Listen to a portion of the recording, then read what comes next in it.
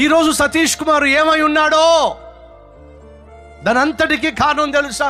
అల్లరి చిల్లరిగా తిరిగినటువంటి ఒక కుర్రవాడు ఈరోజు భారతదేశంలోనే అతి పెద్ద సంఘానికి కాపరిగా ఉన్నాడంటే, ఈరోజు కల్వరి టెంపుల్ ప్రపంచంలోనే 3వ అతిపెద్ద సంఘం అంటే, ఈరోజు కల్వరి టెంపుల్ అంత పెద్ద సంఘం క్రైస్తవ దేశాలుగా పిలువబడుతున్న అమెరికా ఖండంలో కానీ, యూరోప్ ఖండంలో కానీ, ఆస్ట్రేలియా ఖండంలో కానీ కల్వరి టెంపుల్ అంత పెద్ద మందిరం లేదనే విషయం మీకు తెలుసా?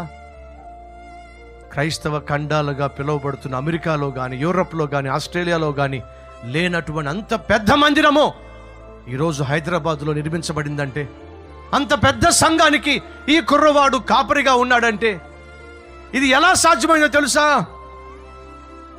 దేనివల్ల సాధ్యమైందో తెలుసా? ఈ కుర్రవాడు ఈ బైబిల్ని పట్టుకున్నాడు, ఈ బైబిల్ని ప్రేమించాడు, ఈ బైబిల్ని